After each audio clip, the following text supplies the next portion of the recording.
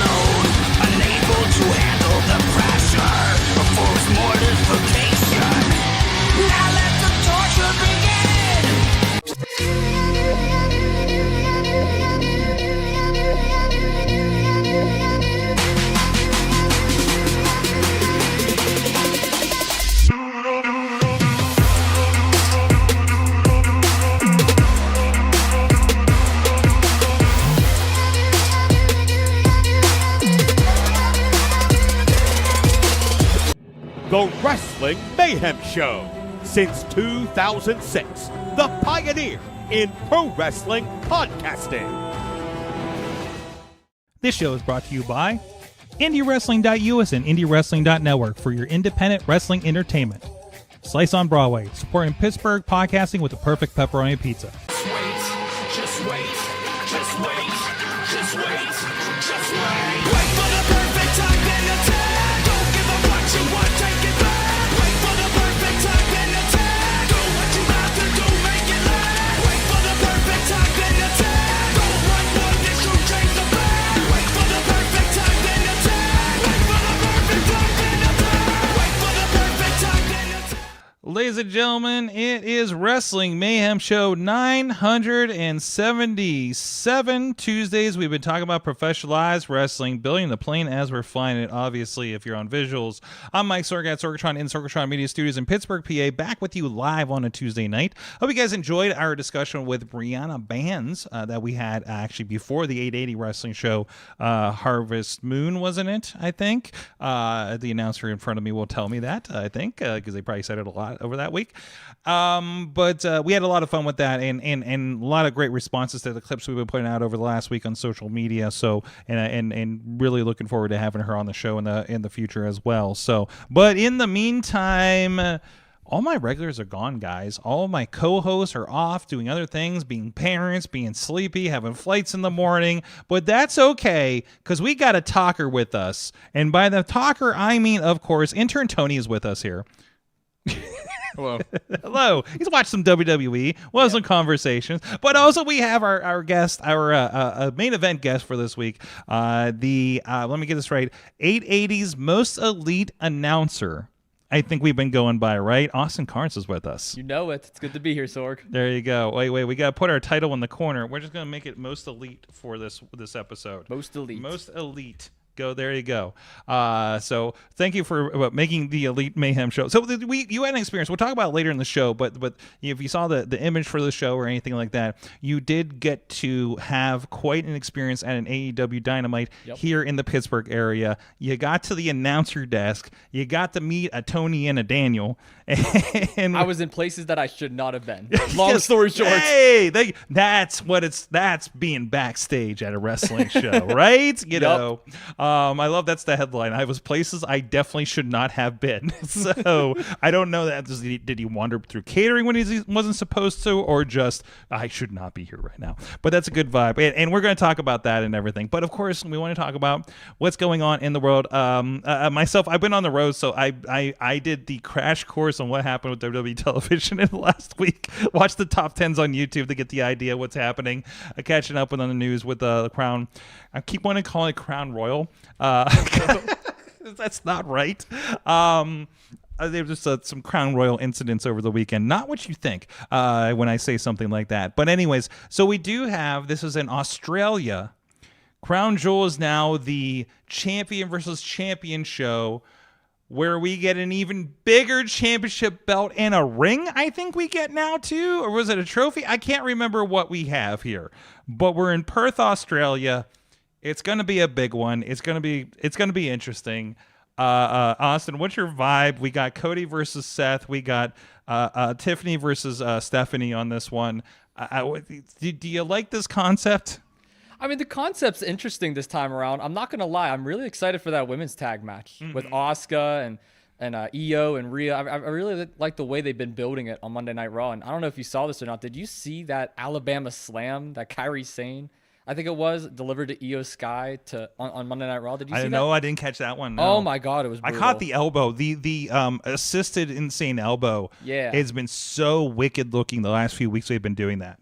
Yeah, no, it's been crazy. But no, I mean, card seems pretty stacked this time around. I mean, they need to have a banger show after that disaster of WrestlePalooza. So yeah, they got to come out swinging for this one. And I know by all accounts, even ESPN saying that it was a C grade show. Yeah. Was it really that much of a disaster? Like what made it such a disaster? To me, I just watched it after the fact, so there was a little bit of bloom out the rose watching it anyways. So I don't feel like I had a good read on it.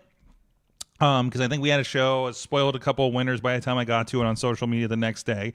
But what was so bad about that? Is because like the Brock devastation, or I feel like it was the Brock devastation, but it was also like the card placement. Your first ever appearance on ESPN in that regard, you have a squash match to start things off with Lesnar and Cena for their last time. So I feel like that was kind of what set the tone early on. But it's not like really any of the matches were bad per se. I actually really like Stephanie Valkyria and Io Sky's match. I thought that was it was very good. That was a really good match. But I just feel like for your first time on ESPN, the stakes were not met in that regard. No, I mean, having Brock obviously has a little can of worms with it, with weird vibes over some of his allegations and everything with that. And to we know that's the only appearance. That's what we did. That was the finale. We're going out the way we started with him destroying him. Which taking out all the other stuff, I don't know, story wise, that kind of makes sense to me. Honestly, I was like, well, greatest hits when it comes to that. But yeah, I don't know. It just seemed like kind of like, hey, we kind of. Between that, you had AJ Lee's return in the match. That was a big deal. So you can't say it didn't have big. For the people that wanted to see, oh, wow, AJ Lee's back. Oh, hey, Brock's back. And they don't know or care about the other stuff. And there's some people that don't know. Like don't shame anybody for cheering for Brock Lesnar, because they may literally not read those stories. That is true. So I can't broadly fault the audience for being behind this. But the smart marks know. But It's so cool seeing AJ Lee back too in WWE with CM Punk and everything. yes, without the luggage. And you got to give all the props to Seth and Becky on that too. I mean, they're the ones that's really MVPs of the story here. They really put AJ over in this. No, it was great. It was a lot of fun. And it was a great. I think we kind of dropped her off after that match. Yeah. So I'm hoping she pops up again. I didn't expect her to be a full timer. No. By any. But I mean, maybe she pop up WrestleMania or Survivor Series or something, right? So. But that was great. She looked great out there. She seemed to be having a great time, and I think that's what's important. Then we're having a great time, So, from T-Pop is in the chat room joining us as usual.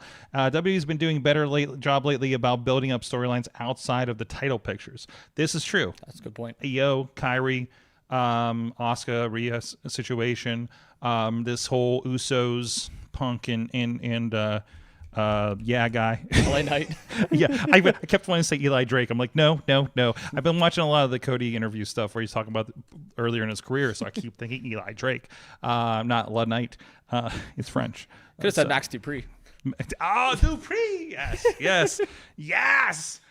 Related, MXM collection popped up. We had Collision on here. We're trying to catch up a little bit before the shows, and they're tremendous. They're just absolutely tremendous. Hilarious. So, and then he got destroyed by the Callis family. So, but yeah, no, I'm into this. I'm loving the Asuka triangle situation that's going on there. I think that's like we're getting. There's always a clamoring for, can we get the Black Lotus tribe versus Penta again, like in Lucha Underground? But like we're getting bits and pieces of that. We're getting reminded this is why these women were like awesome in Japan, and they get to play together, right? Sure. This has been really fun.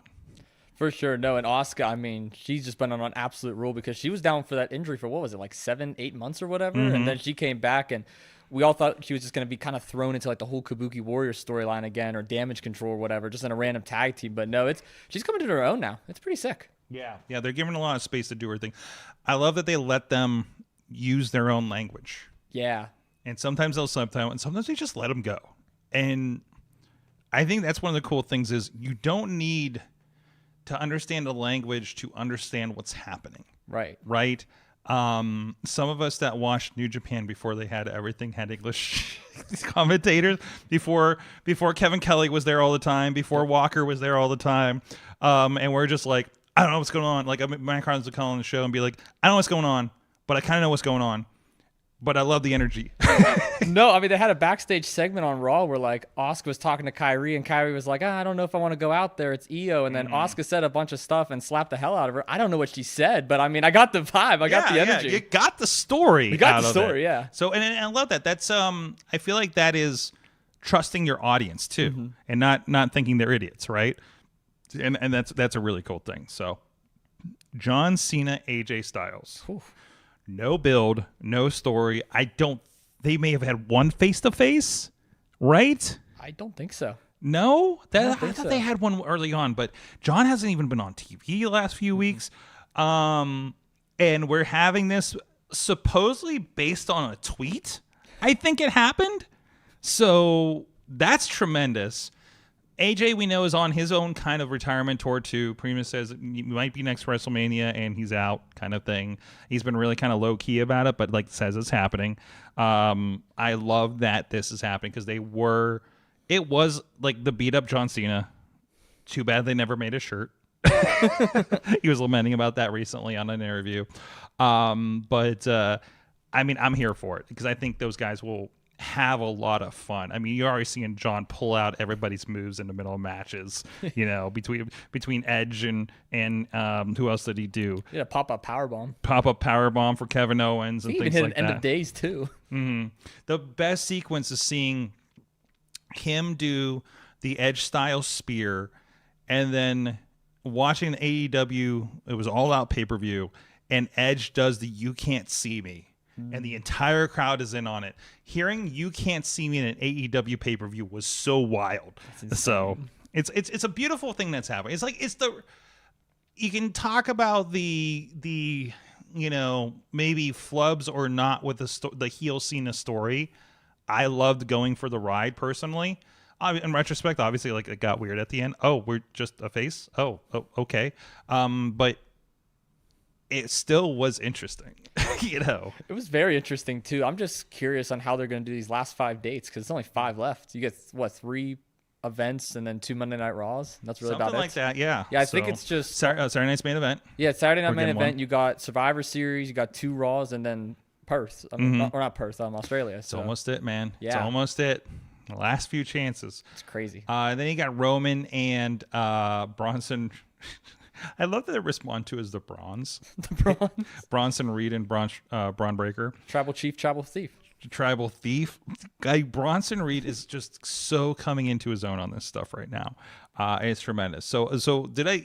And again, I'm just catching kind of the last part of it here. So Roman just showed up to like, hey, I'm going to fight your ass again, basically, right?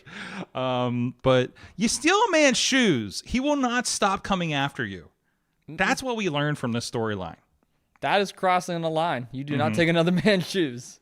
So, anyways, we do have somebody popping in. We have a lifeline coming in here. I think we've unmuted. No, here, we'll unmute him now. Mad Mike, are you with us? Oh, you blew out Zoom with whatever that was. That was me saying Rapidu. Rapidu, yes. Rapidu. We were just going over the Crown Jewel lineup here with our new friend Austin. Mad Mike, this is Austin. Hi, Austin. What's up? Austin got to meet Tony Khan a couple weeks ago, and we're going to talk about that a little later. Fantastic. I'm sure you have have. meet Tony Khan. I've gotten to meet Triple H. It's all Dutch door act. That's right. I'm sure you've also been places you weren't supposed to be before. That's the theme of Always today. places I'm not supposed to be. We'll talk about those on Patreon. But anyways, so yeah, before we go to the Patreon shout outs here, Mike, I want to get your thoughts on this Crown Jewel, how it's shaping up in Australia this weekend. And also love what is that, a 5 a.m. start time for our friends on the West Coast? Oh boy. Yeah, that's not stellar. That's not stellar Skarsgård, but it is what it is. It's Australia time. Crown Jewel is interesting. I think the card is pretty good. Me personally, I wouldn't have done Cena and AJ. Yeah. I wouldn't have, because I call what you guys were saying a little bit. There's only 5 days left. There's not a lot. I'd prefer Cena going in there with someone who he hasn't tangled with before.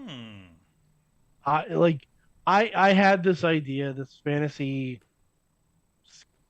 pie in the sky booking, where John Cena would come out on a Raw, and he would say, I've done pretty much everything that I could do in my career. The one thing I never had the opportunity to do is to go after the Intercontinental Championship. And Judgment Day comes out, and Dom says, "Listen, I'm king of the cruiserweights. You're not even coming near me or anything like that." And they have a back and forth and all that stuff. And Dom says, "Oh, you have history with my family," and Cena has no idea what he's talking about. And Cena's like, "All right, fine. Well, if you're not willing to put your title on the line, I guess I'll just have to go after someone else." And as Cena leaves the arena, Judgment Day beat him down. And then you get Dom saying, "I will give you a shot at the Intercontinental title in a parking lot brawl." Just like dear old dad Eddie Guerrero back in the day. Dear old dad. Yes. I looked that up while you were saying, I was like, Yep. Just like dear old dad. And then the best thing is Cena can beat the crap out of Dom. He can beat the crap out of Finn. He can beat the crap out of JD. And then Brock Lesnar shows up, F5 Cena onto a car. Dom hits a frog splash from one car onto the other, just like Eddie, to beat Cena. I think it would be perfect, but we're not doing that. I'm here. You're not slipping any notes under anybody's doors anymore for that one. No, I like the play. I like the play for that, and I think as again, watching clips from Raw and seeing that you have Penta and all those people across from him in that match, and they're still chanting for Dominic. The energy he has is so tremendous. When he actually turns face, it's going to be the biggest thing in the world. You know what? Him turning face is not him turning face. He's going to be one of those guys, think Stone Cold, where he literally doesn't change anything he does, but will just... Eddie. Yeah, or Eddie. Yeah. It's going to be Eddie. Or Eddie, or Ric Flair eventually. No, because Austin beat the crap out of people. Yes. It just depended on who he was aimed at. Yes. He's just going to be Eddie, and everyone should be okay with that. Yes, absolutely. Maybe he gets detached from Judgment Day because that writing's been on the wall for like a year now, it feels. So it was like, man, Finn, you just keep fucking with him. What are you doing? You know, you're just going to keep fucking with him? Is this just your favorite pastime right now? Or are we actually going to move on with something like this, right? So, you know what? Finn Balor versus Dominic for the Mega Championship would be tremendous. Why not, right? So, he's practically a luchador. He's got that damn puppet. You know, I guess he does have his own feud, doesn't he, with that puppet?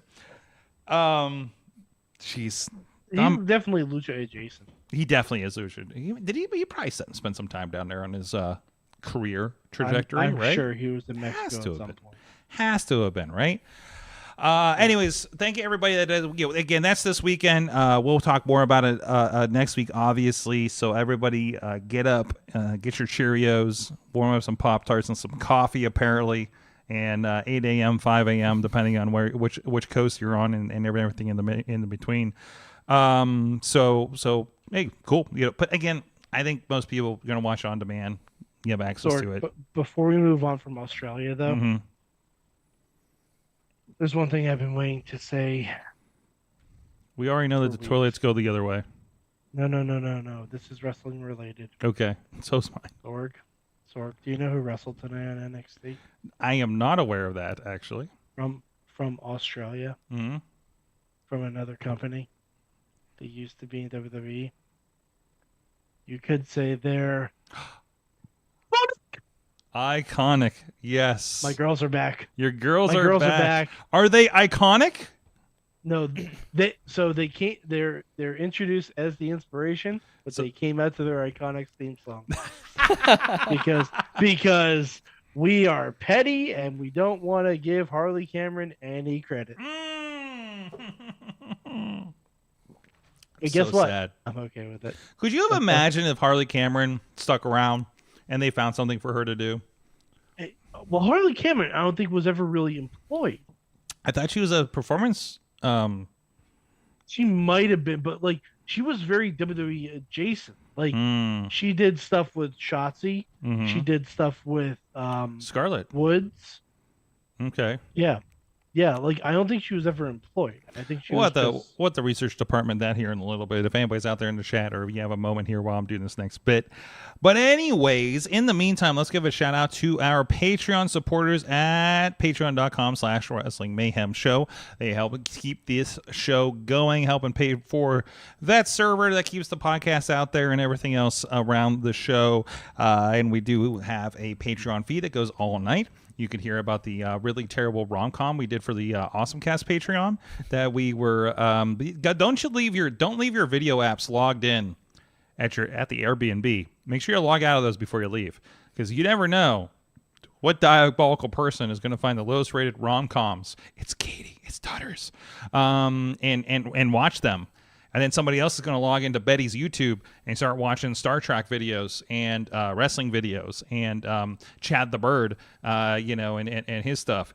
So, just watch out for that. But thank you, everybody that does support the show. Wrestling Mayhem, or patreon.com/Wrestling Mayhem Show. Our friends at the Fan Show level. Bo Diggity! Woo! The interns haven't caught on yet. You're supposed to woo with us. Team Hammerfist, Tupac family, Bubba Brewer. Where was I at?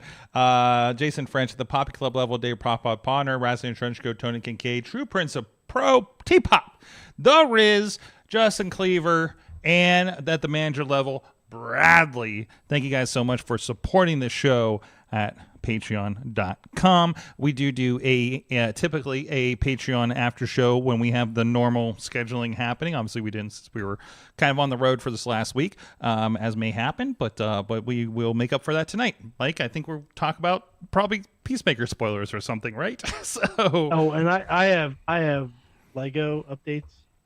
Ooh, Lego updates. They're not up there on the shelf behind you. Oh, you got a nice turtle line up there though. I see. Thank you. I finally have you on a good screen so I can see your details. So I'm just looking at his turtles up there. There you go. There you go. I got to take them out of the packaging. I'm good. Do you? I have I got one of let them. them loose. Ronnie gave me one of those movie guys, and I didn't. They're the cheaper ones. I think he had already opened it, then he gave it to me. I was just like, okay, whatever. So. By the way, research department, Harley Cameron was never part of the PC. Okay, officially. She dated former NXT wrestler Zion Quinn. And that sparked her interest in pro wrestling. Oh. But she was never part of the PC herself. Oh, they're just like, hey, you sing, let's do this music video for Halloween kind of deal, right? Yeah, they did. She did a music video for the party, which if you haven't seen it, I 10,000% recommend it. It's a song for the party, and she's like, she sings, you know, the baddest boys playing Uno, Uno. It's a great song. It's fantastic. But apparently she trained with Breeze and Sean Spears at Flatbacks. Oh, okay. So, there you go. So and there she is. There's a little bit of the video from the Danny Alexo's deal there. So and she did. I believe she did the "I'll Put a Spell on You" with Shotzi and Scarlett. Yes, she did. She did that too, and then she did obviously the Inspirations theme song, and now she is currently being wasted in AEW because she should be a champion. She should be a champion, Sorg.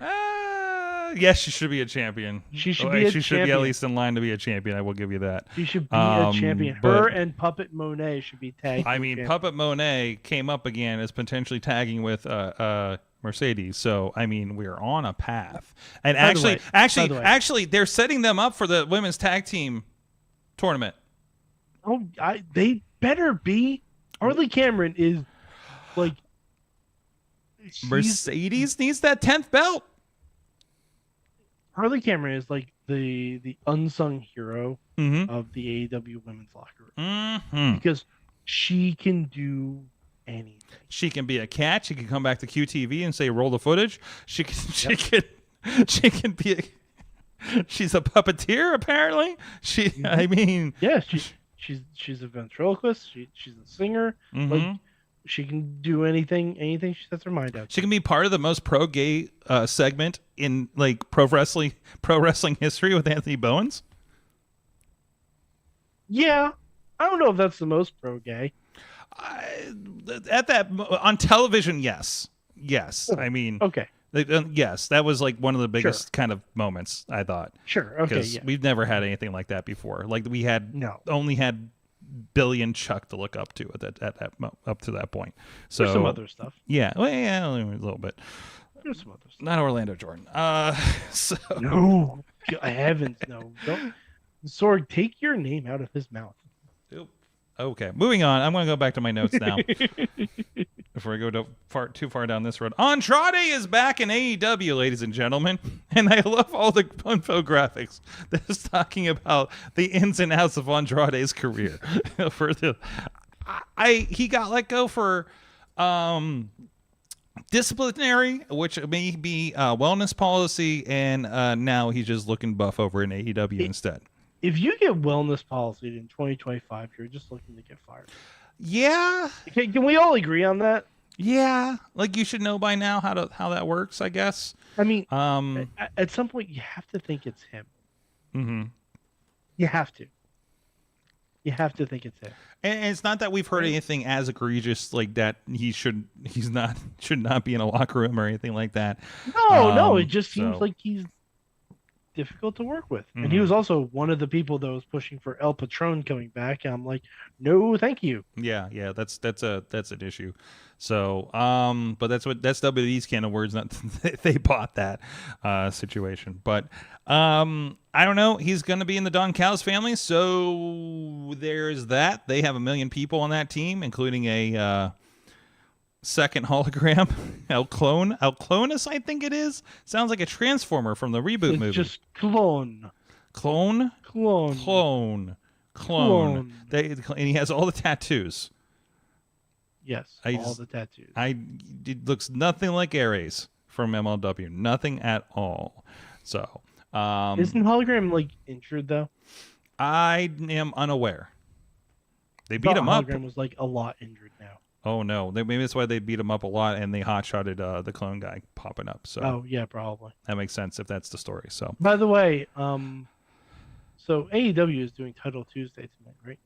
yes, I'm looking. They have 2 title matches. okay. Are they big title matches? Well, one is a Mercedes Open Challenge, Okay. and the other is Kyle Fletcher versus Kyle O'Reilly. So let's go, Kyle. I love the Lights Go Kyle shows. I'm looking And at there's also a double Jeopardy eliminator match, which is not a tag team title match between Brodito and Okada and Takeshita. I think 2 title matches are enough to call you a Title Tuesday. I think that's appropriate. I don't think it is. Well, I think they're just like, hey, we got stuck on a Tuesday. We're going to call it Title Tuesday. We don't know what's going to happen. Oh, hey, TNA showed up all over NXT. Oh, hey, we're doing Invasion, and this time it's actually kind of fun. Well, and aren't they? I've heard complaints about that. Again, I haven't seen the full lineup for it. I'm catching up. I have not watched from No Mercy on, basically, at this point. I live in a world where Obama Femi is still the NXT champion, apparently, if I've read the Say internet Obama right. Femi? Obama. Now let me be clear. I am the ruler of the ring and the NXT champion. Sure, sure. That was a terrible Obama, but That was, you know what? a That was very too good bad. Obama Femi. Yes, seems exactly right. I don't know. I think they just got stuck in a situation now. Everybody's just doing their version of what they think is good Well, tonight. they're building up for So- Bound for Glory, which is kind of cool. Yeah. So that, and I imagine we're going to still have a lot of NXT. Bound for Glory has to be the TNA gets one back show, since that's Oh, Bound for basically Glory is their when Trick is WrestleMania. losing that belt. Absolutely. yeah. 10,000%. So That's fine. That's where it should be. No, and I love. There was like some complaints a couple weeks ago about like a terrible NXT show where I think the first like all the TNA guys showed up. Everybody's freaking out because Matt Cardona is there as Matt Cardona and as Zack Ryder. You know, Which was wild. yeah. I love that they called him Matt Cardona. That's great. That's good stuff. But again, it's like you're the TNA thing, right? So, but also there was like some confusion because like some people that are like, I think, was it Kalani Jordan's the Knockouts champion now? Yeah, I didn't even finish. Yes. I don't think I finished the last TNA plus show either. That's why I was waiting for it to get to No Mercy. I think that got shuffled around basically due to everything that happened with Masha Slamovich. Oh yeah. So there's a lot of stuff there. I'm pretty sure that's kind of a we have to change this real quick. Yeah, and those don't know, there's news that Masha was maybe abusive in a relationship, I guess, and it's under investigation. So there was some hot potato happening around that last, was it Emergence or Victory Road show that they did? I believe so, the Victory show Road show, I got through like probably like half or 3/4 of it, and it was very strange because between that and there was like another change in matches, and it just felt like that indie show you go to where half the people had to cancel because of flights. So like I think we've all been to that indie show, right? So And also didn't Dana Brooke have to vacate the title too? yeah, she's injured, health apparently reasons? done with wrestling. Nobody that I've heard, if you've heard differently, has said what happened.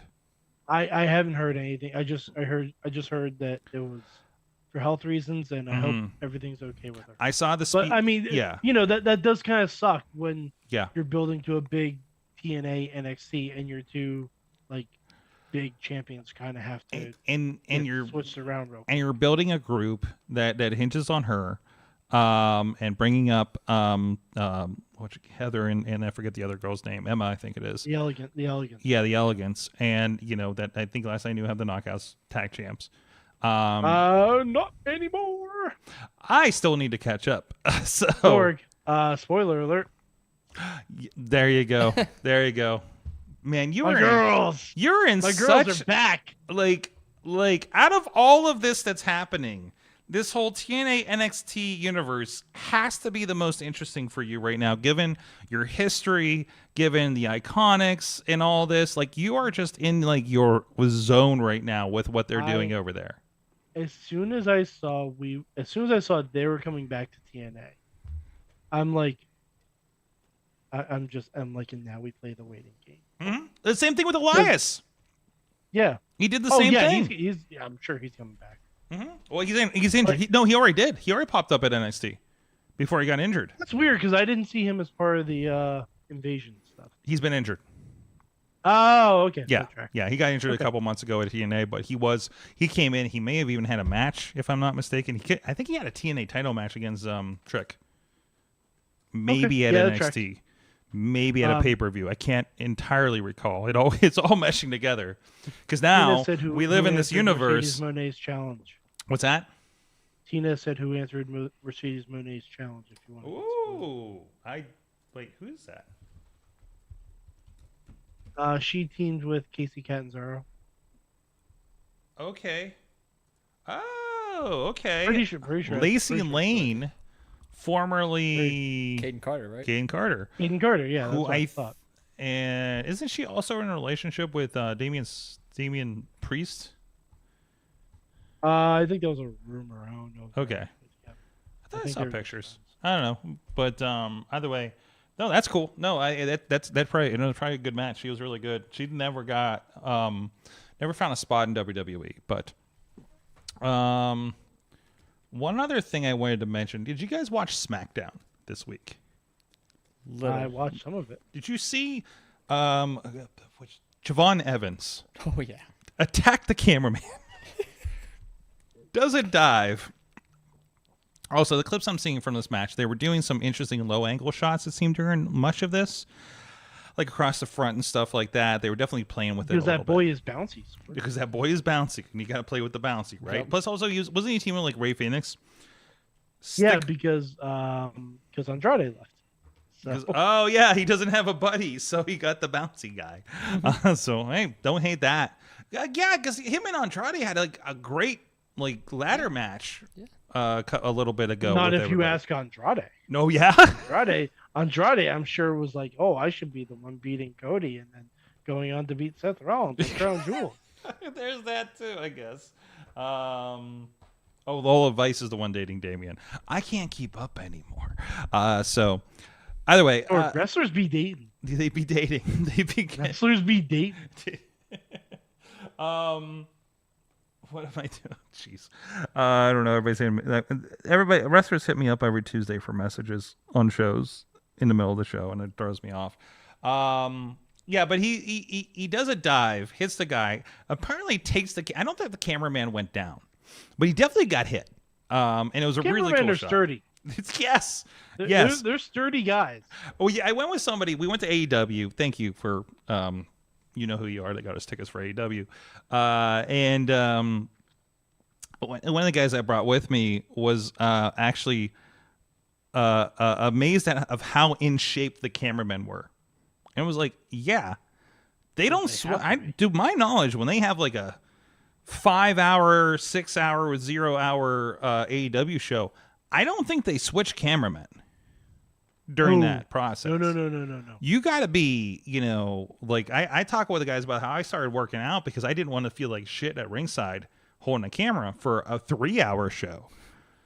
Or it would be a 5-hour show, some of these promotions we work for reasons. So, you gotta be, and those are big cameras. I've seen people just start losing it when they have those shorter rigs that aren't even as big as the ones that they use on WWE TV and everything like that. So yeah, hey, some of them may have even trained. How many referees and managers are trained and other people around it, and things like that. I thought I heard a rumor a while ago that everyone, if you're potentially on camera, you do have to train to take a bump. Mm-hmm. Like, because I think even like Kathy Kelly, like all the announcers, like The announcers do too? I think they have trained to take a bump just in case something happens. Mm-hmm. Or they're like called upon for something. Yeah, hey, when we do a spot with you where Brock Lesnar's going to murder you, Michael Cole. So, which, you know, it makes, I mean, I think it's a good safety thing, you know? By the way, the most scared Michael Cole's ever been, I think he has trauma blocked Heidenreich. Yeah. I mean, haven't we all? I think he's trauma blocked Heidenreich. No, I mean, that makes sense because, you know, in kind of related to that, it was interesting. I was talking to the announcer AJ over at OVW. He was on a show in Cleveland with us several months ago. And in Kentucky, because you know certain states have different licenses. Like you have to get like physicals for some of them. Like I know some of the wrestlers we know have to talk about like, yeah, I gotta get a physical for like Kentucky or Tennessee or Maryland or something like that in order to even wrestle there. You know, for your $20 whatever wrestling show. But that's mean, but it's true sometimes. But he says that anybody that's inside the barricade also needs the license and physical. And I think over 40, you have to take the physical every year. So if you're a camera person, you have to have a license. Wow. If you're an announcer that they set up inside the barricade, you need a license. It's like if you're a cord wrangler, you need a license. Anybody inside that barricade needs to be licensed with the Athletic Commission in Kentucky. That makes sense, though. Does like, it? It sounds annoying, but it's cover your ass. What does that cover? It's not insurance. And but if someone tries to come at the Athletic Commission and say, I was in an unsafe working environment, they can say, well, you didn't have a license. Yeah, I guess there's that. But I don't know if that's entirely how that works from my understanding of the Athletic Commission. Could be different in Kentucky. But and I have my opinions about how it works here in PA. And I've had these conversations with members of the commissions themselves. Sometimes your cousin can be your wife in Kentucky. A lot of things are different. That's true. Okay, that's true. I did just come from the South, and wow, yeah, sometimes. So 11 herbs and spices, 11 cousins. You know, sometimes you're like, they're just like us. Then you go visit, and you're just like, no, not really, not really. Like in some ways, and then you try to play "They're Not Like Us," and they're like, we don't play that music here. We need to move on. So. Thank you guys supporting things going on around the wrestling world at IndyWrestling.us. 8A Wrestling, we had a great it was pre-taped last week, I know, but that was a great show that they had for Thursday night fights. Every Thursday night live in most cases, unless we have a technical reason we cannot do the show on Thursdays. It's a scheduling, actually. We were actually in mentioned Carolina. We were in South Carolina for around Greenville, South Carolina, for the Baja SAE Carolina event, which was tremendous. We got to do a really awesome live stream on the track and do some really cool stuff. We actually talked about it on Awesome Cast this evening on, I think that is 477. No, that's what this is. 4 something. Whatever the latest episode of Awesome Cast. If you want to go check out some background about that trip and some of the things we did out in a motocross track for that event. But a lot of really cool stuff happening there. We have coming up here in a couple of weeks. In 1 weekend, I think we have the 880 Wrestling World Series back at Penn Brewery. We're hoping it's going to be outside again. Praying, Reese Hayes is praying to the David Lynch, the god of David Lynch, I guess, for good weather. And of course, we do have RWA has their Bloody Harvest match, our show that's going to have Glenn Spector and Crash for the RWA Championship. We are also going to have Neo Pro, and you may want to keep an ear out for news for Neo Pro that I need to confirm soon. So it's going to be a very, very busy weekend for IndyWrestling.us. The weekend of the weekend of the AEW pay-per-view. So the weekend of the 18th. So a lot of stuff there, and plus a lot of great stuff coming out all the time. Matches, shows. Top Rope Tabletop's going to come up with the Halloween edition, I believe, in a couple weeks. Now that I've gotten through the COVID cancellation, we might bring back the poker show that we tried with Gory and friends. A lot of fun stuff there. IndyWrestling.us, getting your local wrestling needs. And also a shout out to our friends at NWA Exodus Pro. The only way to see that in Cleveland is in person for their Hexodus show. That's going to be a lot of fun. Getting the notes about what that show is going to shape up to look like this weekend. And always good to be hanging out with that Cleveland crew up there. And you never know who's going to show up from that NWA realm too. And a lot of friends of the show are making headwinds into the NWA Exodus Pro show and making on NWA TV. So I'm always interested to see what Cowpoke Paul was just on AEW Collision and Ring of Honor in the last week. And looking great out there in some trios matches. So that's really cool to see friends of the show involved and you know, getting opportunities like that too. So I think other friend of the show, Katie Arquette, is even on this last week's Ring of Honor from the Pittsburgh taping. So keep an eye out for that too. But, of course, I mentioned 8080 Wrestling, and we can't do that without talking about 8080's most elite, Austin Cairns, with us here in the studio. You had a very interesting experience. Yes. We talked about, I think I may have mentioned on the show, I came in, you know, we had a show here in the studio, so I couldn't get out of here to see the dark matches or anything like that, and the Ring of Honor tapings, which I always love to see who pops up on those. I feel like I'm the only one that's exciting for Ring of Honor tapings when these guys come to town. I was sad when that show ended at 10 o'clock. Yeah. And there wasn't like 5 Ring of Honor matches for me to watch, you know, when half the arena empties. So I think they were surprised too. Right? It was just like, oh, that's it. I mean, ending on Darby Allin with a damn flamethrower gun is kind of a good way for us to go home, but I got a funny Darby story for you too later about the whole flamethrower incident. Okay, I was all right. Gorilla when he came back, so... There you go. I was trying to see if it was a boring flamethrower. I got to hold one of those in Vegas one time. So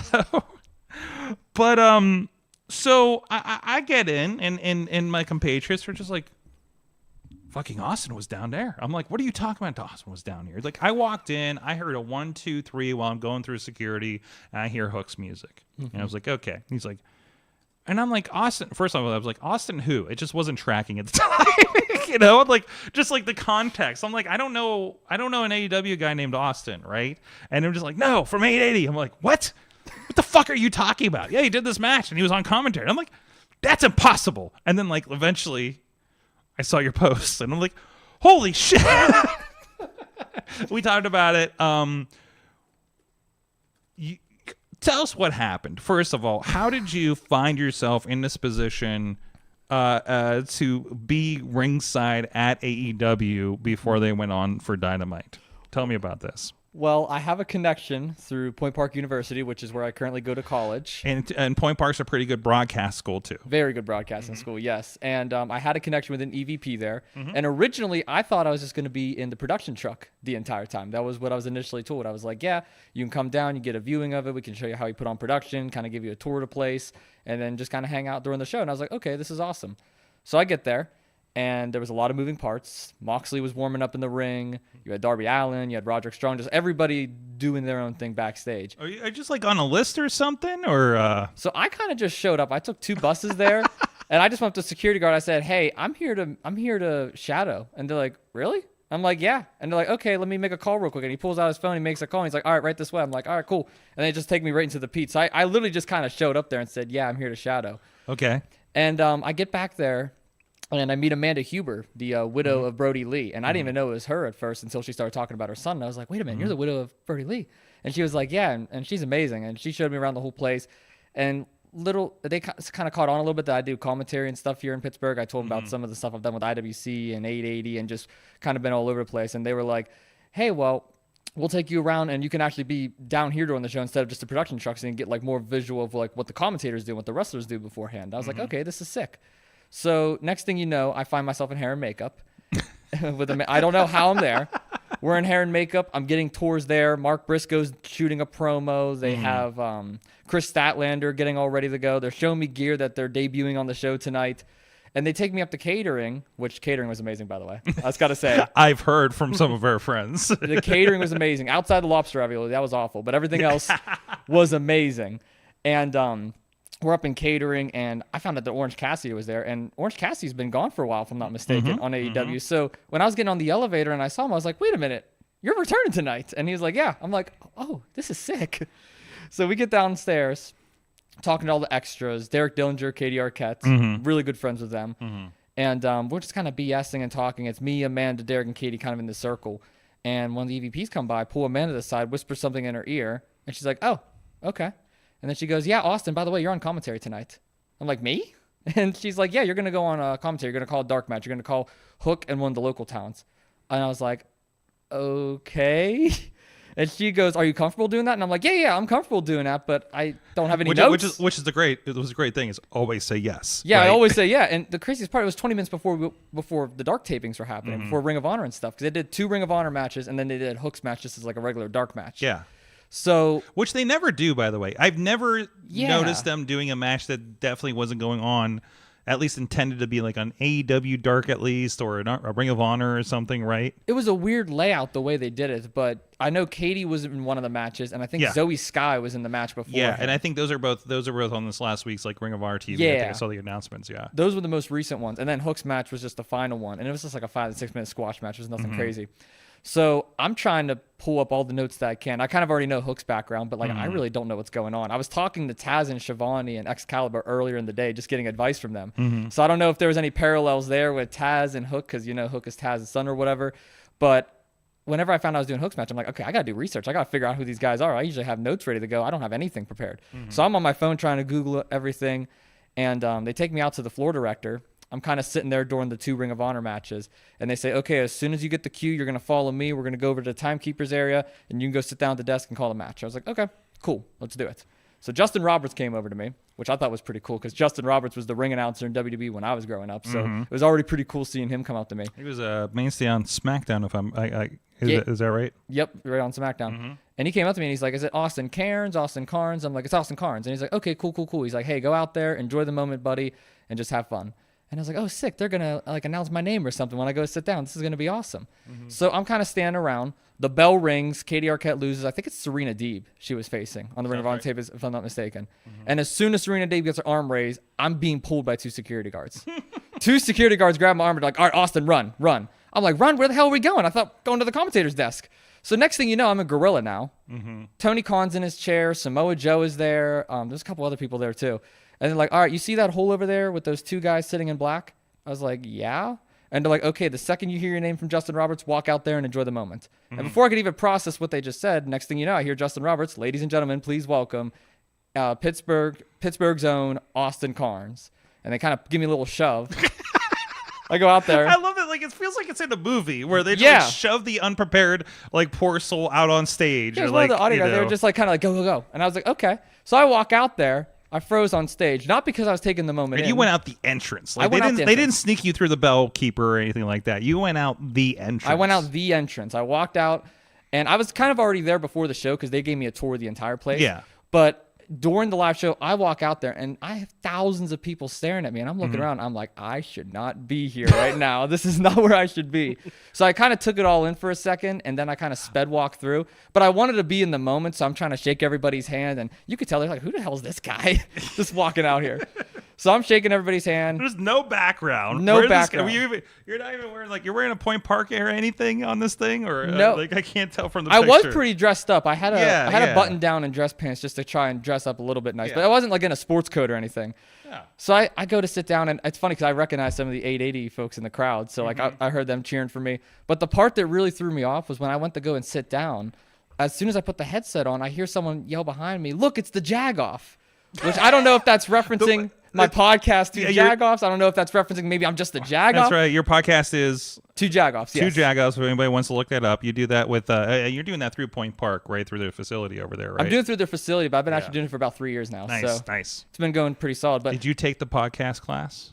I did take the podcast class. Okay, good. I taught the podcast class, one of the sections of it. What was that, the last semester? So Yeah. So I'm familiar with it. It's a good starter point. It's a really good class. It kind of sucked though because my podcast already been around 2 years whenever I took that class. So I had these dudes that were already like doing a weekly hour and a half like sports one, and I'm just like, can you do like a 70-minute version for me to?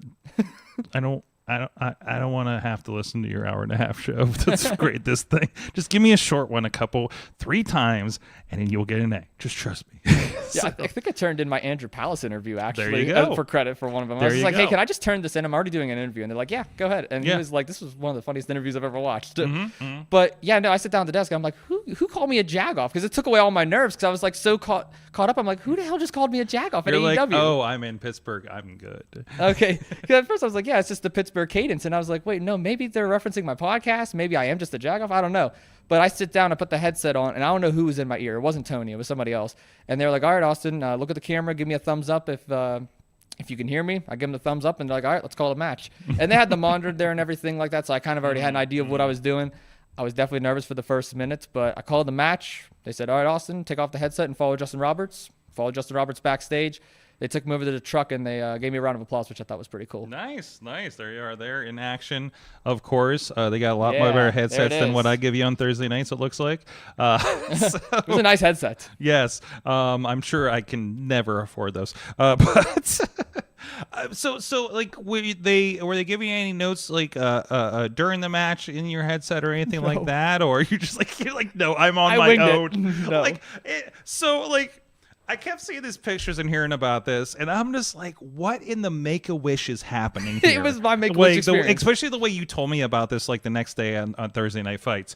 Because we're all just like, every one of us walked in and was like, what the fuck, dude? What did you do? How did you do this, right? And you know, and then, like, we got the more of, like, yeah, I did this, and I saw the belt, and I talked to Amanda, and this happened. I met Daniel Bryan and Tony, and just like, Yeah, that happened and right after. Excalibur, and da-da-da-da-da. We're just like, what?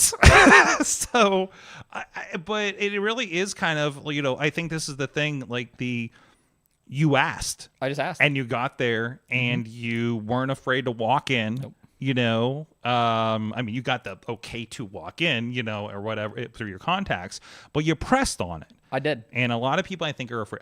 I know I've been afraid to do that over the years. There's certain things I did not reach out to interviews, did not do this for the show or anything like this that could have pushed things forward, right?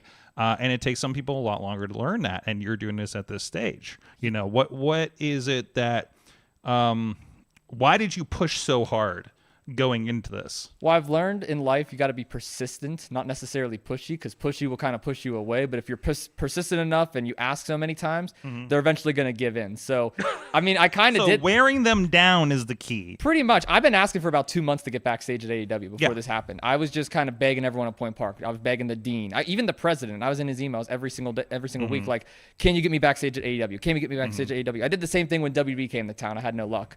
But I was just pushing. Yeah, I'm sure a little tighter to get through. They were a lot more tighter. But again, like, you got to take every shot that you can. So I was just doing my best to push. And then I finally got a call literally 2 weeks before the show. And they said, hey, we can maybe get you to do this seminar with some of the AEW executives out of Turner Broadcasting. And we're going to stream it back to Point Park. And maybe that's your in. And I was like, okay, I like this idea. So the original plan was I was going to go to the Peterson Event Center before the show. I was going to be in a room with a bunch of the EVPs and some of the heads. And I was just going to kind of interview them, send it back to Point Park on like a Zoom call or whatever for students to watch for free and kind of learn. And then I would just kind of hang out at the show all Kind day. of like the Stephanie and McMahon RMU Yeah. thing that happened a few years ago, right? Something like that, yeah. And that kind of fell through. And they were like, well, we see how passionate you are about wrestling, so we're going to do everything in your power to at least get you there. Are you submitting that, like, hey, I'm doing this, I'm working with these companies? Yep. Are you sending links or anything like that to them? Or Oh, yeah, for sure. I'm posting all the time. And Yeah. I'm sending stuff to, I'm pretty close with our dean, Bernie Ankney, through Point Park. Yeah. And I'm constantly sending him stuff. Like the Cleveland show we did for 880, I sent him over. The last IWC show I just did, I sent him over. Obviously, the AEW stuff, I texted him the night of. Literally, as soon as I was done, I was like, hey, you guys got to post this now. You guys got to throw this up right now. This is probably the biggest experience of my life. And you just got to be persistent. That's kind of how I got my in with 882. Went there as a fan. And then I kind of asked around. I was like, hey, if you have any openings, let me know. you were doing camera for us. I was doing camera for you guys. That was my in. And this is, I can't remember if I told you a couple of weeks ago when we were talking about this. I was telling Missy this recently because I was like, you were in the camera. Again, I saw the passion, and I saw you move to commentary after like a few weeks. And I was a little offended by that, but I was like, it's okay. I see where he wants to go. That's fine. This kind of thing. Because I was sad to lose you as a camera person, honestly, because you were kicking ass right out of the bat and everything. So, but I also, I know Point Park, people are ready to go half the time when I see people out of Point Park. That's been my experience with that and teaching there and stuff too. And I have a long relationship with Point Park with one thing or another. So, personally wish I went to school there actually. So, it's a great school. yeah. I was like, I went to the Art Institute. That was a freaking mistake. But anyways, other than that, Pitt's great too, guys, by the way. So, Pitt is we good. have our Pitt interns Too bad here. they don't really have a broadcasting program. They got a film program. It's growing. It's trying. Whoa, you're working on it?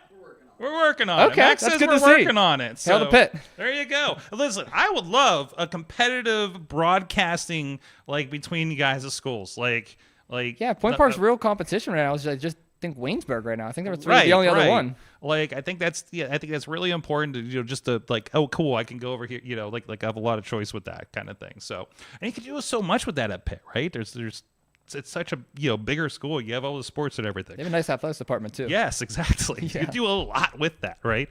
I'm always amazed doing the SAE stuff, seeing the kids, like seeing their business presentations and seeing the media that's being done and the kids coming out there. Like this one kid came out with like a red camera. I'm like, show me what you got, buddy. Like I can't even afford that, and they hired me.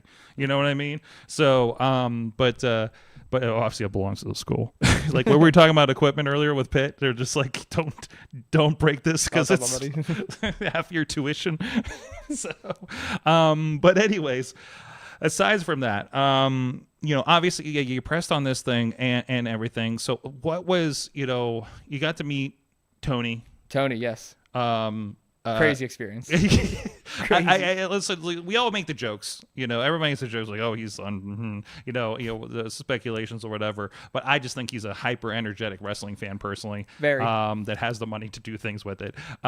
So, what was that vibe when you got to meet Tony? Well, I didn't even know I was gonna meet Tony right away. It was kind of after the show. I was just talking with Amanda, and we were just kind of sitting like right on the floor seat, right behind the floor seats, pretty much during most of the show. And she was like, yeah, I'll take you backstage. Let you meet Tony, let you meet some of the other guys. And then if you want anybody else, we can, because she's never done anything like this with anybody before. Because I asked her throughout the night, I was like, hey, has anybody ever done something like this? And she's like, no, I have no clue what I'm really doing. I'm just kind of showing you around.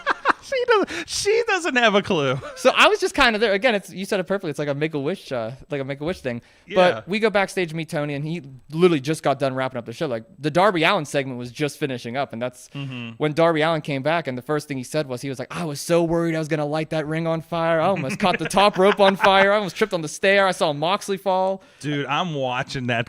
Like I'm like halfway up the stands, and I'm just like, that's on the edge right there, that stunt, Darby was like talking to some of the like EVPs back there, and he was like, yeah, I did not want to catch that on fire.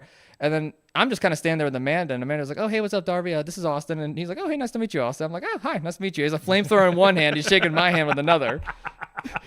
So then Tony wraps up what he's doing, and Amanda was like, hey, Tony, can we borrow you for a second? He's like, yeah, of course. And then she introduced me to Tony, kind of told my story a little bit, and he was like, oh, yeah, you were the one that was on commentary for Hook's match. And I was like, oh, God, Tony knows that I was on for Hook's match, which is crazy. So he shakes my hand, and he's pretty much almost everything the internet says. He's definitely a big fan of wrestling. I don't know if he blinked at all in our conversation that we had. But Tony was... So the rumors are true. Rumors are true. But Tony is an amazing guy, and you can tell he's yeah. passionate about this business. Yeah. Like, he loves professional wrestling. So I shook his hand, and the cool part that he said was he was going to listen to it back, and they were going to send it over eventually, which they're in the midst of doing right now. I've been in contact with them the last couple weeks. Good. And he was saying, yeah, let's get a picture. He was like, just keep on the grind, man, and yeah, maybe you'll do something like this one day. And he saw the passion I had, and I think that kind of gelled. And we had like a nice 5-minute conversation, which was pretty cool. That's awesome. That's yeah, awesome. Tony was awesome. I mean, but that's the way to do it, because now you're on the radar, you know. I know. In I always thought, again, kind of talking about this as we were seeing the pictures and talking with other people about what was happening, and I was like, well, you do have a foot in the door because you're going through a broadcast school. I several of our friends, you may have had conversations with the same ones I have, talking about like, if you don't go through broadcast school, WWE doesn't even want to look at you, things like that. So already you kind of have like an in on top of an in for something like this. So and it also brings. Have you ever talked to Nick Lendl? Yes, About Nick his. Lendl. Did you ever talk to him about his experience with NXT? I have, yeah. Actually, just this Saturday, yeah. He had a very kind of similar experience where he just like muscled his way into a tour and did a ring announcer spot. You know, so and that's really motivating. I mean, well, he did Ring of Honor for the longest time, right? Yeah, he did Ring of Honor. He has a few WWE tryouts. Yeah, we were talking about a lot this weekend. Like it's a very, I want to say similar, but it's along that grind idea, you know. So, and I think they told him the same thing. Hey, get to an indie, do work your stuff out. And I think that's when he found like IWC in Cleveland and stuff and whatever, and got in the car with Joe and stuff. So that's what you gotta do. You gotta get in the car with Joe. Yeah, that's what I did this weekend too. We went to Dayton. Yeah, that's what I learned a lot in the car with Joe too. So, you learn a lot with Joe. Yes, Joe Dombrowski. You hear at the beginning of Joe this show. do karaoke for you? Yeah. Oh yeah. Oh, Joe did a lot of karaoke. Yes. The second Celine Dion came on, Joe was vibing. My heart will go on. That's yes. the song. Did he do the DX Run GMC for you? I think he did the first time around, not this time. Though. Oh man. Not this time. Oh, I crashed on him on the way home. We didn't get back till like 5 a.m. Did I see you guys went to Wrestle Revolver? Yeah, we went to Revolver. They're out in Dayton, right? Yep. Yeah. So, because I saw some pictures pop up from there, and it looked like you had. But that's exactly what you need to do: get in that car, get out there, get in front of people, and you never know what's going to happen. Yeah, So. that's where a lot of those opportunities come. 'Cause, like the whole AEW thing wouldn't have been possible without like doing stuff with Joe, doing stuff with 880, just kind of asking around, just being persistent enough. And that's how I met Daniel Bryan too, which was still crazy. I can't believe I met him. What's the biggest thing you learned from your experience doing this? Biggest thing I've learned that day. Well, the biggest thing I learned is how crazy the production is. Like the amount of moving parts. Like they had an entire section of the arena blocked off just for props, just for gear, just for hair and makeup. So like the amount of bodies that it takes that goes into it, I think is sick. It's so surreal. But the biggest thing that I really learned is honestly just keep grinding. You really got to like get the reps in. Tony Schiavone, the one thing that he told me that I thought was pretty cool, he said, listen to yourself back, put yourself in a mirror, just get comfortable with yourself, and that's how you can get on camera. And I'm kind of already pretty comfortable on camera. I'm talking to you right now on camera, so this is pretty easy. But it's just about getting those reps, and you got to be consistent with it. Like if you take a week or two off, you're not going to polish your craft. You kind of have to be consistent every single week. And that's, I mean, you're doing that. You're doing the few weekly shows, for instance, in town here with us at 8080, and been doing tremendous with that. Working with Eamon, who's got a good upbringing as far as stuff that he's been doing from down in Texas and coming up here. Toddy, I don't know if you saw the pictures I put out, because there's a great circle that happens, especially before the big shows, where I see all three of the commentators. Like it looks like like you're doing notes. Like Toddy's like holding court or something, Commentators court, which is funny because I think like Eamon actually has more experience than Toddy, but still like it's a good vibe. Like amongst all you guys, I know Toddy's in the chat room. He said hi before, by the way. What's up, Toddy? But I love seeing that. I love that Eamon's gotten into things. Yeah. I love seeing the new blood with you. I love that like Toddy, is like what do you call himself? Kinetic wallpaper. I love that vibe. And there's this cool thing that's happening in commentary. Certainly is the strongest it's been during this project. I think right now with the trio of you guys at it. Yeah, we bounce off each other really well. I'm like you're pushing each other. Yeah, when me and Eamon were on commentary for a while, we bounced off each other real well. I listened to a couple stuff with Toddy and Eamon too. They bounce off each other really well. Me and Toddy bounce it's like a nice thing because there's not necessarily like a heel or like a heel commentator. It's just kind of three play-by-play guys just bouncing different ideas off. I've kind of stepped more into the Keller role a little bit, but like with some of the storylines that's going on, like especially with Leaders by Example. But outside of that, I mean, we just kind of bounce off each other. And I love seeing that. I love seeing people just kind of drop in, and it's like they've been here the whole time. Yeah. Like that's kind of a beautiful thing that happens there. So again, I presume you're going to be part of this World Series show. I will be. Thursday night fights the next couple of weeks and everything like that. And who knows what show Joe's going to drag you along to. So, I love that you're getting the professional experience and the like indie experience, because not to call it unprofessional, but it's different. It's much different. Much different. That's tremendous. So where can people find your stuff? I know you're all over my LinkedIn. Yeah, I'm a LinkedIn guy. Yeah. Well, you can find me on LinkedIn, X, Facebook, YouTube, Instagram. Did I say Facebook? Facebook, yeah. I'm pretty much everywhere. I'm pretty much on every platform at Austin Cairns. My main podcast, Two Jagoffs. That's kind of where I'm at twice a week. Those are pretty much the three places. And there is a lot of wrestling on there too. So There's a go lot of check that out. wrestling. I see the clips pop up in my feed. I'm like, oh, I know that guy. I know that guy. Oh, Yeah, we've had. like you even like John on there. Some guy named John on Well, there. it wasn't by decision. It Yeah. was, yeah. Yeah. He just kind of bullied his way on. Kind of the same vibe, right? He just kind of bullied his way on. Yeah. It's just like meaner, I guess. So awesome. It's awesome to see the opportunity. Awesome to see somebody doing some really cool stuff. So and I hope you guys take some notes from this as well out there. So we're going to take a quick break. We're going to come back and we're going to work on intern Mac's homework assignment after this.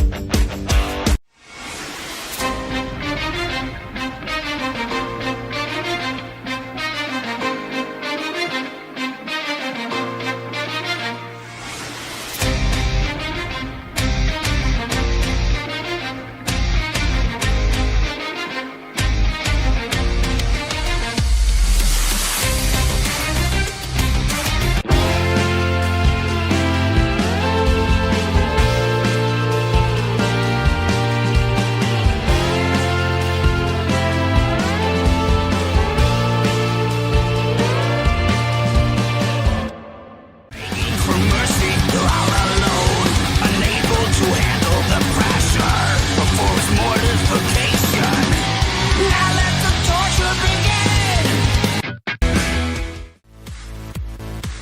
I'm Eamon, I'm Merlin, and we're a gay. and his NB. Are you a reality television connoisseur? Do you like it discussed from an LGBTQ lens? If so, A Gay and His Envy is the podcast for you. Hear us break down all your favorite guilty pleasure reality shows from Bravo, Drag Race, and just about everything in between. Listen to A Gay and His Envy on Apple Podcasts, Spotify, or wherever you listen to podcasts.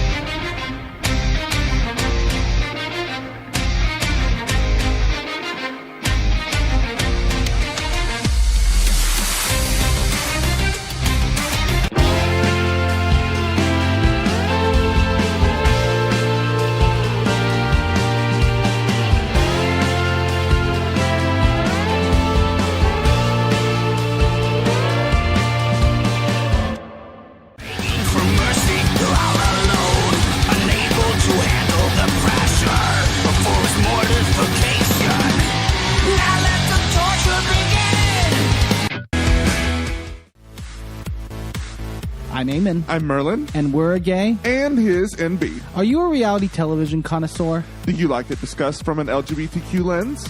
If so, A Gay and His NB is the podcast for you. Hear us break down all your favorite guilty pleasure reality shows from Bravo, Drag Race, and just about everything in between.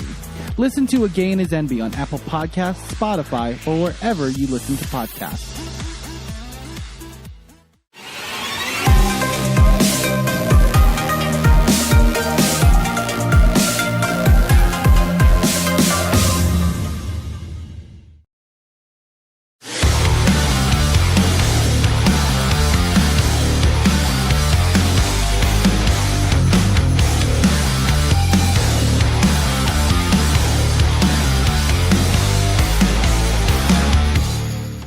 We are back. It is the Wrestling Mayhem Show. And as you can tell, we have Austin Cairns here from Point Park University, and we are all about education here on the Wrestling Mayhem Show. Isn't that right, Mike? Absolutely, Sorg. Absolutely. What is- We're nothing if not educators. Exactly. We're educating people about wrestling. Some of us literally. Yeah, exactly. So we have intern Mac on the couch now. Oh, he's just shorter than the other guy. Sorry, there you go. The couch eats you. I get it. No. Let the couch eat you. Just fully sink into it. That's how the couch becomes one with you. Accept the couch. Become one with the couch in the podcast. Pretty comfy couch. Yeah, pull that mic a little closer to you there. So there's a lot of butts that have been on that couch that are now champions on promotions. So international superstars have been on that couch before they were stars. Some of them didn't wear pants. So, Mac, remind us again for our audience, what is your experience with professional wrestling? I know nothing about professional wrestling. I watched one WWE event 2 weeks ago, and that's it. That's it. But of course, boy. but you've been to 880. You've done video for it. I mean, you're finding an interest in it through that experience, right? Yeah, no. Every time I go to 880, I have so much fun. I actually dragged my one buddy. I was like, hey, you have to go see this. I know that you don't care about wrestling, but I'm enjoying this, so I need to share it with someone. So I don't know. Which is not unusual because again, Ashley has done shows with us for a couple years now. I don't think she watches wrestling at all. Her boyfriend is not interested, but she is completely down to do this in MMA with us, and it's kind of a different experience, and it's wild. Everything's kind of happening. It is the most, you're talking about kinetic wallpaper. It's kind of the most kinetic live experience I think you can get out there, right? So obviously, you don't know the backgrounds, you don't know the best matches, you don't have this experience. You're very new to this. I don't want to say this concept of professional wrestling. I feel like I'm diminishing this world of professional wrestling we're so excited about that I've been doing a podcast for 20 years for. So we want to bring back something. We used to have, Mike, do you remember what we used to call the homework assignment that we used to have? Like, did we just call it a homework assignment? We did this I think we just called it a homework assignment. Yeah. Because then we had someone who was on here that pretended to be a teacher, and less said about that guy, the better. Oh, that's right, the professor. That's right. We did that over COVID because there was nothing to talk about in wrestling. So we're like, give us a homework assignment of something to watch. I completely forgot that's something we His did. His name was like Jacoby Edgar or something like that. It was. I don't remember names. It was people Jacob. that I've fully vested with my knowledge. It was Jacob Edwin. He was allegedly a professor. We haven't seen him for a while, so not I think a real professor. He might have been disbarred. Is it disbarred? I don't know how that works. This is why I was I'm only technically a real professor now too. You are technically a professor. I have something over him. Excellent. I'm still trying to figure out how I was a professor for a minute, adjunct without a teaching degree like you do. It's okay. I don't have one either. Don't you need a master's? Yeah, you do. I think I need a master's. I'm like, how am I like? Do you not need a master's for Point Park University? Depends on where you go. Yeah, like for the Pittsburgh Technical Institute, I think I was okay. I just needed to teach them web design, right? Look, you've done your 10,000 hours. I guess, yeah, but that doesn't give you a degree, and I'm still paying for the piece of paper. So, anyways, Mac, the point is, So we're going to give you a homework assignment. And professor in air quotes says Potter. So you've been kicked out of the fake professor to protect education. Anyways, and I don't, you know what? We did talk about, you brought up a match earlier, Mike, and I think that might be a very good starting point for this, right? Which one? The parking lot brawl. Oh, that's an excellent start. And I just found it like on YouTube when we were talking about. So, Mike, what set up the parking lot brawl for Mac for this watch? Oh man! All right, so you've heard of John Cena, right? Sure. John Phoenix, Anthony Cena. We'll say that I did. Say that I did. Okay, but you've heard the name John Cena, and he's got. Have you seen Peacemaker? Okay. No, I get a bunch of stuff about it. I want to watch it. I just haven't had time. Okay. All right. Do you know? Do you know the concept of John Cena? Do you know you can't see? No, me? I know the concept. Okay. I know the concept of John Cena. I know. Well, all the actually, memes. it kind of makes sense that you haven't seen John Cena.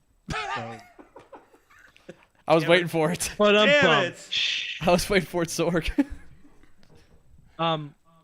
So John Cena, back in the day, was known to be a rapper of sorts. He would mostly do kind of improv diss tracks on his opponents, and I believe he was U.S. champion at this point with Eddie, and eventually he got to a point where I believe someone attacked someone else with a crowbar or a tire iron or something like that. And WWE used to do these really fun matches called parking lot brawls, where they would have a whole bunch of cars in a circle, and all the headlights would be on, and the wrestlers would be like hanging around the cars, like being the crowd essentially, because it's backstage, it's pre-recorded, so you don't get a live crowd audience for it. But they would essentially, like, the heels would cheer the heels, the faces would cheer the faces, and Eddie and John just beat the crap out of each other. It was a really, really fun match. By the way, this match happened on September 11th, 2003. Happy 2-year anniversary. And we've never forgotten, Sorg. We've never forgotten it. It's a very good match. Yes. For this project of you starting your homework assignments for us, it's an excellent match to start with. It's only 9.5 minutes, so it's not going to be a heavy lift for you. It's breezy. Yeah, so we put the YouTube link. Thank you, WWE Vault, for posting old matches, and we put that link in the. I know those guys. I know the. Thank you, WWE Vault. Keep doing good work. There you go. I'm sure something came from it, right?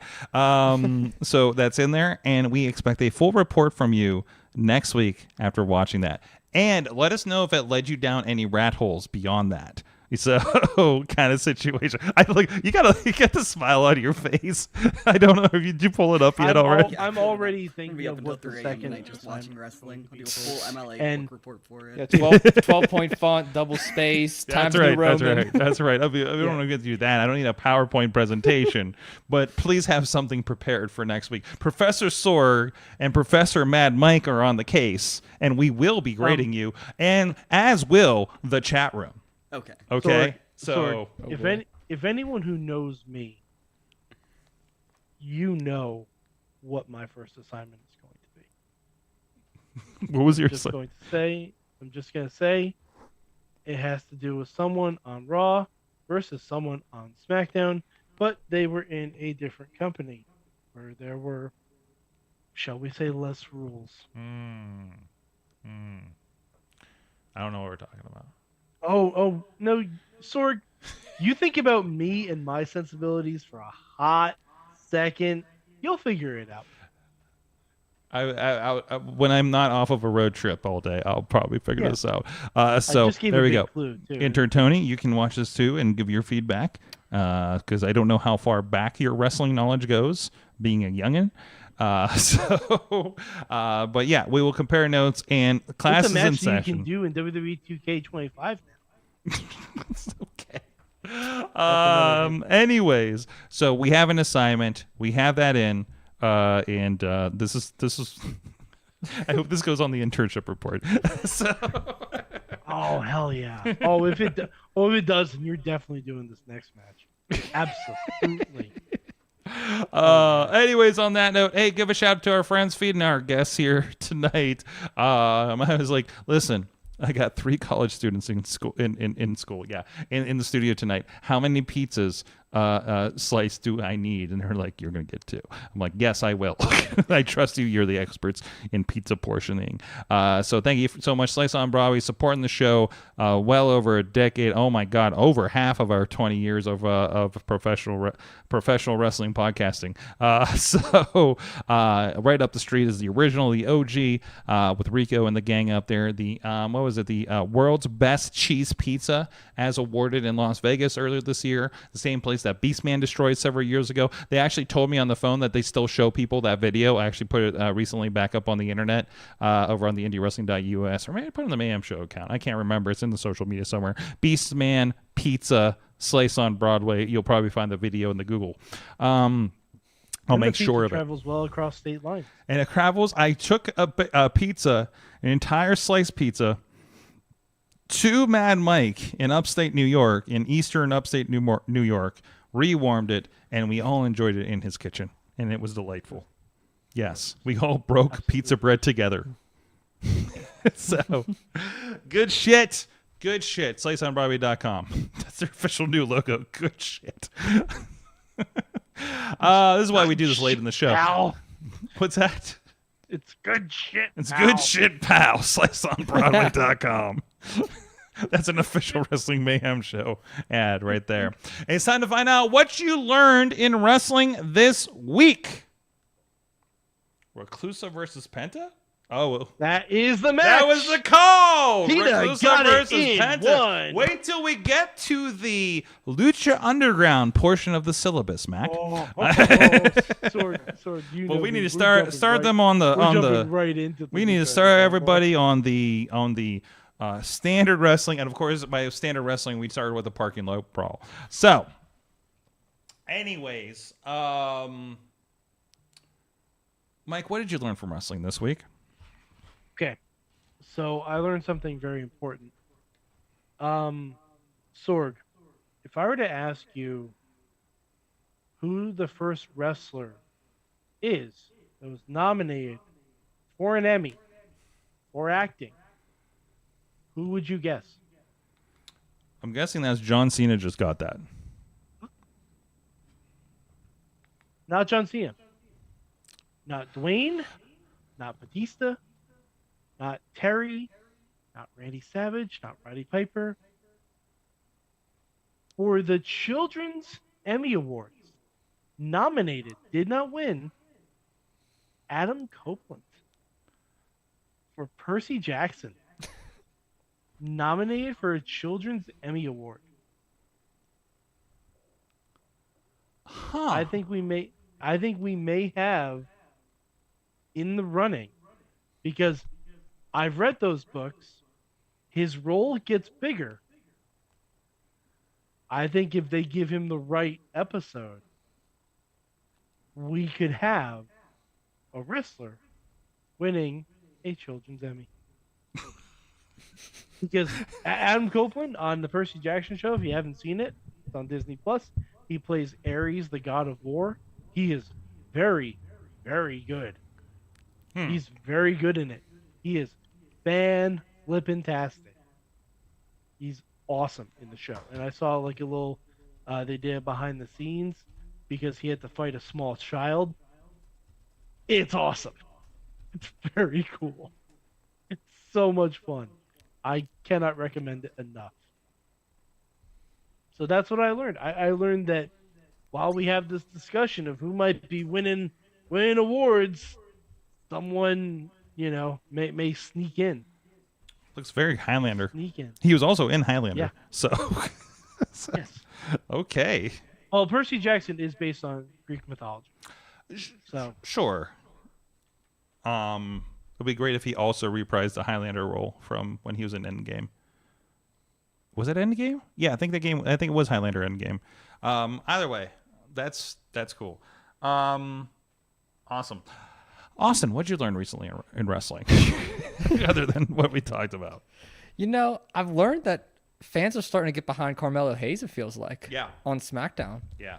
And I feel like that's the direction that we're starting to go now. And I've also learned that any up-and-comer that you put Miz with, whether it's in a tag team or whether it's in a feud, usually pays off in the long run. Mm-hmm. Mm-hmm. That's what I've learned. I mean, there is a little bit of the Miz makes stars by making you hate his guts. I hate you, therefore. I kind of have that role. Have you worked with J-Rock anywhere yet? I've Are not. you aware of this? I know J-Rock. There was a thing where, Reese came in and did a match in RWA. Mikey came in and did a match in RWA, and they weren't really given much for being a character other than, and they were cheered. I was like, well, it's easy to get cheered here. You're not Gianni. You're not J-Rock. They hate them. So all you need to be is the other guy and play your part, right? Mm-hmm. I think that's what happens with Miz too. And obviously Miz is a good, probably, he's a good guy to get you kind of going and stuff. But also, you hate him enough that you're just going to be, when the turn happens, you're just like, yeah, this guy, please beat him up. And it's a good starting point. It's a really good starting point, right? What's that, Mike? Mike Mizan, as always, the king of safe style. King of safe style, yes. So good way to put it. Yes. We got some from the chat room here. Matt Birch learned that Maxine Dupree. How do we do it, Mike? Dupree. Oh, God. Yeah. I learned that Maxine D has improved as much as a performer recently as she had a banger match with Becky Lynch on Raw this week. I only saw the end part of it. It was a good match. So I feel like I need to rewatch all of this stuff. Dave Podner apparently is still awake. You got an early flight, sir. You need to go to bed. Hopefully you went to bed right after this. I learned that from last week's show, Bradley calves are made for slapping. We talked about Brianna Bands attacking Bradley at ringside. What Tina in Seattle has learned from wrestling, Jimmy is the Timmy Turner to Punk's and LA's Wanda and Cosmo. I've seen this reference several times. I do not fairy godparents. Is that the reference? Yeah. I get. Okay. I get. Okay. If you know, I don't know if I like it. I don't know if I like it. It's a weird story that they're doing because none of them can actually go for the title because of the crown jewel stuff. So it's just you'd think there would be a number one contenders match, but there isn't. This is just something to play with while we're in that number one contender purgatory. They can all just hate each other for a while and be entertaining. Yeah, but we're in October. Spoiler alert: Survivor Series is next. Mm-hmm. There ain't gonna be a title match on that. You sure about Unless that? we're doing War Games for a title match. I don't know. I think there still could be. I don't know that there's signs that the champions would necessarily both be in the War Games at this point, but I could be wrong. You don't think so? Well, maybe not Cody. But yeah, I could see Seth's group being in War Games, but wow. God, what I learned from wrestling this week. Did I have any wrestling related experiences? Flamethrowers are fun. You're thinking, I learned I need the Dominic as a child shirt that he wore last night on Raw. There's Dominic as a child shirt. Is it on WWE Shop? Have we checked that yet? No, it's not. And I just asked someone in the gnome, when is that shirt going to the shop? Because I need it. I think they can, right? Because, why not, right? Geez, Pete's Derby, no spoilers. So apparently some fun stuff's happened on Dynamite tonight. I'm just going to watch Dynamite at the regular time I watch Dynamite and just pretend it's just Wednesday. Probably. We'll see if social media lets me do that. So, because I'm not trying to watch it tonight because I am going to barely get these shows out for you guys. So, I learned that I need to watch Percy Jackson apparently because Adam Copeland's amazing in it. I have no interest in Percy Jackson otherwise, but apparently that's a thing I need to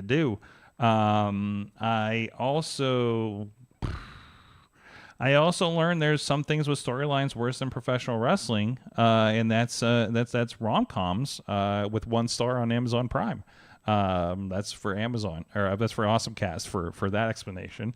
I also learned that if you leave yourself logged in at an Airbnb, I'm going to watch wrestling on your YouTube account. And that's definitely not what you were watching in that YouTube account before, but it is now. Lucha Underground? No, I didn't watch Lucha Underground. You should give them the most craziest wrestling. I should have. The thing that we didn't think about is we should have subscribed them to every one of our podcasts that we do and Indie Wrestling.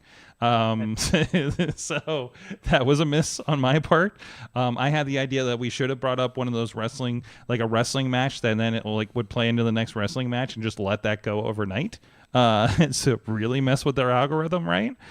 So because sometimes I actually do that. Like sometimes, you ever like you watch a YouTube video and then you put your phone down and take your earphones out and put it on the charger, and then you didn't realize that the videos have been just auto playing in the background all night on silent, and you wake up and you realize your algorithm is like, I went where, so like you woke, you just wake up and you're like, oh shit, my phone's been radicalized. So because allegedly that's what YouTube does. So you get it. You know what I'm talking about. Yeah, you go from watching wrestling at one point to watching animals. To watching animals, watching those weird CG videos of Spider-Man doing weird things, and we're just like, who made this stuff? Sorg, You need to save "My phone has been radicalized" for a title. My phone has been radicalized with Austin Cairns. You need to save that for a title for AwesomeCast. For AwesomeCast? Yeah. It's too on the edge of being political, but yes, I think I will. So I think it's funnier if we just drop it on this. So either way, do you guys want to share anything that you learned this week? Mac, what'd you learn? Come on, you got a microphone in front of you. I learned, I don't know if this is learning, but I thought it was fun that earlier there was wrestling on while we were getting stuff ready for the show, and one of the wrestlers. You can call them characters. That's appropriate, actually. Okay, one of the characters was wearing an anime-inspired outfit, and I thought that was really, really neat. Which one was that? I don't know their names. He's wearing the white coat and the chest was open. Mm-hmm. I don't know. Oh, we need to introduce you to Rhea Ripley as Vegeta and Sasha Banks as Sailor Moon. I don't think we had the audio on for that. Who was Vegeta for that one? Rhea Ripley as Vegeta and Sasha Banks as Sailor Moon. There's actually a really strong anime contingent amongst the wrestlers, and you see that on the indies too. There's a lot of that, especially Will Ospreay will come out as Assassin's Creed a lot, and actually to the point where they actually have a sponsorship with him, and now he's in America. Kenny Omega he does video games. He does Street Fighter. He does Street Fighter though. Who's the New Japan? I thought somebody in New Japan did a lot of anime stuff too. Am I mistaken? They're probably in AEW now. Yeah, that's probably true. But obviously Selena Vega, Athena does some really good cosplay kind of stuff too. Rey Mysterio does good cosplay. Rey Mysterio's been every major comic book character for WrestleMania until he got a cease and desist. So, there's that. The demand with their One Piece jackets over on the Demand. Which one's the Demand? Why is that? That's a TNA thing? No, that's Ricochet. Actually, that's Ricochet's group. Sorry. Yeah. Anyways, on that note, thank you, Austin, once again. 2 Jagoffs podcasts. Yes. It's you and another random Jagoff. Yep, another random Jagoff.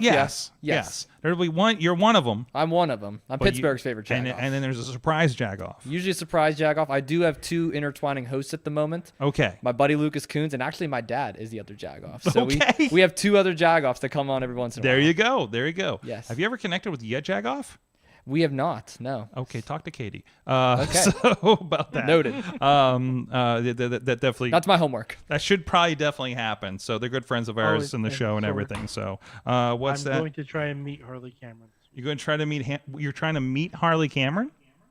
New York Comic Con. New York Comic Con. I had a brief brush with her in Philadelphia, and she seems delightful. Also, considering the company she keeps, probably very delightful. So, anyways. Mad Mike 4883 on the social medias. You're around. Dad Mike, some Yes. places as well. Absolutely. And if you do see me at New York Comic Con, you address me as Mad Mike, you get to chop me. Standard rules. When is that? Next week? This weekend. This weekend. This weekend, I y'all. miss New York Comic Con so much. I got to make my way up Sorg, I've missed New York Comic Con. I didn't go last year for the first time non-COVID related there. reasons Wow. because I had child-related reasons. Well, I mean, those are good reasons. So, you know. Yeah, no, I mean, Yes.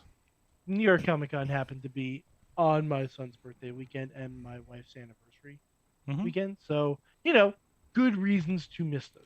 Stay tuned for the Patreon if you have access to that. We will be, if you're on the stream on Patreon or if you're checking it out later, where I will be asking Mad Mike that when he takes his child to Comic-Con for the first time, what will be the father and son cosplay? Find out on Patreon. Guys, thank you so much. We'll see you guys next week. We got some interesting guests we're in talks with, some returning names that we haven't seen for a while, and I'm sure we'll be talking up things going into the big weekend next week on IndyWrestling.us. We'll see you guys next time. Mayhem out. Just wait, just wait, just wait, just wait.